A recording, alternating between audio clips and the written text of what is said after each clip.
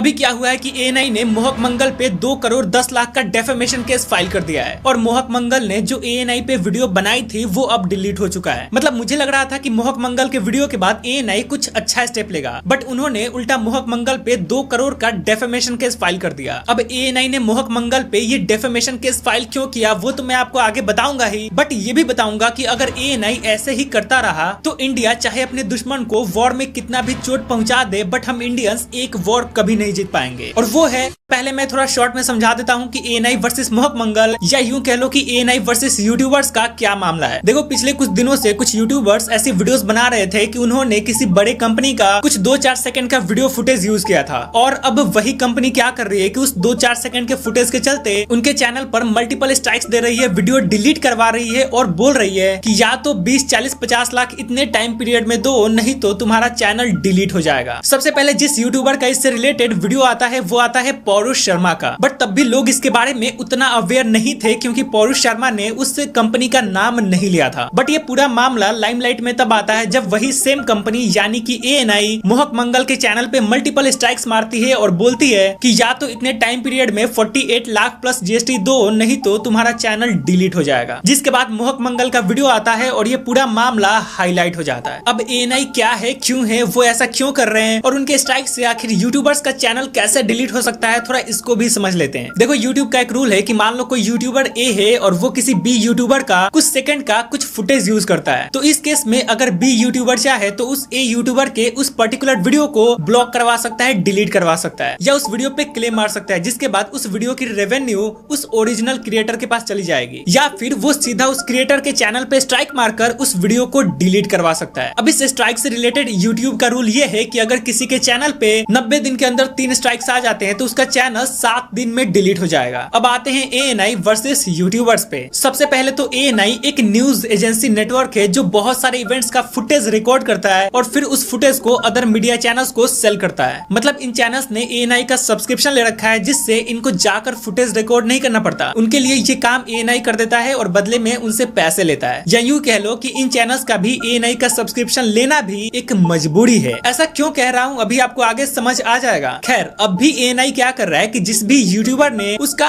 कुछ भी 1-2 सेकंड का क्लिप यूज किया है उस पे स्ट्राइक मार रहा है, और वो भी 1-2 स्ट्राइक्स नहीं बल्कि मल्टीपल स्ट्राइक्स, ताकि वो यूट्यूबर चैनल डिलीट होने के डर से पैनिक में आ जाए और उनसे कांटेक्ट करे। और जब यूट्यूबर्स एएनआई से कांटेक्ट कर रहे हैं तब एएनआई इन स्ट्राइक्स को हटाने के लिए सब्सक्रिप्शन लेने के लिए कह रहा है। किसी से 15 लाख, किसी से 20 लाख, तो किसी से 50 लाख प्लस जीएसटी तक चार्ज कर रहा है, जिसमें से कितने यूट्यूबर्स ने तो मजबूरी में इनको 20 लाख से 50 लाख तक पे कर दिया है। अब यहाँ पे आपके मन में ख्याल आ रहा होगा कि अगर ऐसा है तो इस तरह से तो भाई न्यूज, इंफोटेनमेंट, एजुकेशन, कमेंट्री, ये जॉनरा यूट्यूब पे पूरा डेड ही हो जाएगा, क्योंकि इस तरह से तो भाई कोई भी किसी के चैनल पे स्ट्राइक मार देगा बस 2-4 सेकंड के क्लिप के लिए। तो हाँ, अगर ऐसा होता रहा तो डेड तो हो जाएगा, बट यूट्यूब के हिसाब से ऐसा होना नहीं चाहिए। दरअसल यूट्यूब का फेयर यूज करके एक पॉलिसी है जिसमें बेसिकली होता यह है कि अगर आप 10, 15, 20 मिनट का वीडियो बना रहे हो तो उसमें आप 2-4 सेकंड का क्लिप किसी दूसरे का भी यूज कर सकते हो, वो फेयर यूज के अंडर आता है। बट यहाँ पे दिक्कत ये है कि यूट्यूब ये बात कहता तो है बट वो खुद ये डिसाइड नहीं करता कि वो फेयर यूज है या नहीं, ये डिसीजन कोर्ट करती है। अब एएनआई यहाँ पे किस बात का फायदा उठा रहा है ये समझ लो। एएनआई बोल रहा है कि हमारा सब्सक्रिप्शन लो। अब इसमें कुछ गलत नहीं है, इनफैक्ट हम यूट्यूबर्स भी बहुत सारे वेबसाइट्स का सब्सक्रिप्शन लेते हैं। इनफैक्ट मैंने ही 3-4 वेबसाइट्स का सब्सक्रिप्शन ले रखा है, बट ये जो भी वेबसाइट्स होती है इनका प्राइस क्लियरली मेंशन होता है कि इतने रुपए में इतने महीने या साल का सब्सक्रिप्शन मिलेगा। बट एएनआई के केस में ऐसा नहीं है, किसी से 15 लाख तो किसी से 20 लाख, 18, 40, 50 लाख तक चार्ज कर रहे हैं, बट किस बेसिस पे ये नहीं पता। हालांकि 2018 के द केन के एक आर्टिकल में ये बताया गया है कि एएनआई 6 लाख तक चार्ज कर सकता है हर महीने का। अब चलो एक पल के लिए यहाँ पे ये भी मान लेते हैं कि इनका सब्सक्रिप्शन इतना महंगा होगा,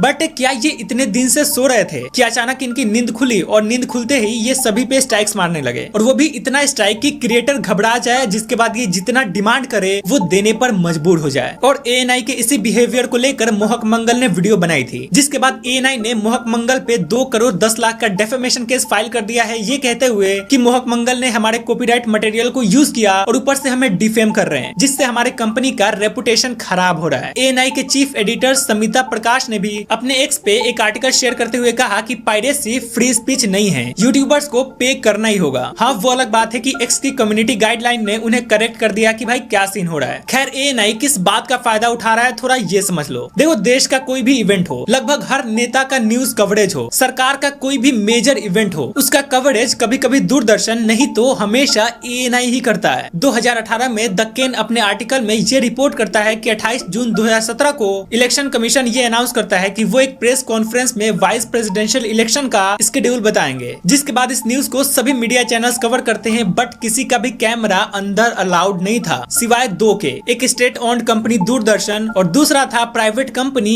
एएनआई, जिसे कि एक छोटी सी फैमिली रन करती है। द केन ने यह भी बताया कि चाहे कोई भी मेजर गवर्नमेंट इवेंट हो, हमेशा ये 2 ही कंपनी अलाउ होती है और कभी कभी तो दूरदर्शन नहीं होता है, ये चलता है, बट एएनआई हमेशा जरूर होता है। और यही से प्रॉब्लम शुरू होती है। बताता हूँ कैसे। मान लो सरकार कुछ मेजर अनाउंसमेंट करती है और हम उस अनाउंसमेंट पे वीडियो बनाना चाहते हैं या उसको अपने सोशल मीडिया पे शेयर करना चाहते हैं, तो वैसे तो ये सरकार हमारे लिए ही है, बट फिर भी हम चाहकर भी सरकार की कोई फुटेज कहीं शेयर नहीं कर सकते, क्योंकि जिस कंपनी ने वो वीडियो फुटेज रिकॉर्ड किया है वो एक प्राइवेट कंपनी है। एंड इसलिए अगर हम उस फुटेज को शेयर करना चाहते हैं या उस पे वीडियो बनाना चाहते हैं तो पहले तो हमें एएनआई का सब्सक्रिप्शन लेना पड़ेगा, वो भी वो जितना डिमांड करेंगे उतने का। और ये कितना गलत है आप ये खुद समझ सकते हो। लास्ट में मैं यूट्यूब, गवर्नमेंट और आपसे भी एक रिक्वेस्ट करना चाहूंगा। सबसे पहले तो यूट्यूब को ये बात समझना चाहिए कि यूट्यूब का एग्जिस्टेंस हम जैसे क्रिएटर से है, ना कि ऐसी कंपनी से। तो यूट्यूब ये कॉपीराइट स्ट्राइक सिस्टम और फेयर यूज को लेकर कोई क्लियर पॉलिसी लाए कि इतना सेकंड यूज करने से फेयर यूज में माना जाएगा, और अगर किसी बंदे ने गलती से किसी दूसरे बंदे का फुटेज यूज कर लिया है और उस सामने वाले बंदे ने इस पे स्ट्राइक मार दिया तो एटलीस्ट यूट्यूब इसको एक चांस दे अपनी गलती सुधारने के लिए। ये नहीं कि सीधा चैनल ही डिलीट करने पे लग जाए, क्योंकि क्रिएटर ने जो इतनी मेहनत की होती है वो किसी की लालच, ईगो या जेलसी में बस ऐसे ही बिखर जाए, ये बिल्कुल भी जस्टिफाइड नहीं है। यहाँ पे सभी यूट्यूबर्स को यूनाइट होकर यूट्यूब तक ये बात पहुंचानी चाहिए। अब गवर्नमेंट से मेरा रिक्वेस्ट ये है कि आप चाहे किसी भी प्राइवेट कंपनी को अपने न्यूज कवरेज के लिए अलाउ करो, बट एटलीस्ट हमेशा एक सरकारी मीडिया चैनल को भी ये मौका दो, ताकि हम जैसे क्रिएटर्स को और इवन पूरे देश के लोगों को भी उस फुटेज को शेयर करने में कोई डर ना हो। क्योंकि यार आप हमारी गवर्नमेंट हो, हमारे लिए ही कुछ कह रहे हो, बट हम ही उस फुटेज को यूज नहीं कर सके तो फिर ये कैसे जस्टिफाइड है। जैसे अभी देख लो, हमारे पॉलिटिशियंस हमारे लिए, हमारी कंट्री के लिए पाकिस्तान की असलियत दिखाने के लिए डेलीगेशन में दूसरे कंट्री में गए हैं, तो वहाँ से उनकी जो फुटेज आ रही है एक बार यूट्यूब पे सर्च करके देखना, वहाँ पे किसी और कंपनी का माइक दिखे या ना दिखे पर एएनआई का माइक जरूर दिख जाएगा। तो अब हम इस फुटेज को यूज करें भी तो कैसे करें। इसीलिए ये आम जनता से भी रिक्वेस्ट है कि आप भी ये सरकार पर प्रेशर बनाओ कि एटलीस्ट एक सरकारी चैनल दे, ताकि हम लोग उस फुटेज को बेझिझक यूज कर सके। क्योंकि आज के डेट में वॉर सिर्फ बॉर्डर पे नहीं होता है, बल्कि नैरेटिव वॉर भी होता है। और इसलिए अगर हमारे पॉलिटिशियंस हमारे दुश्मन कंट्री को एक्सपोज कर रहे हैं तो उसको रिकॉर्ड करने का परमिशन एक सरकारी मीडिया एजेंसी को भी दो,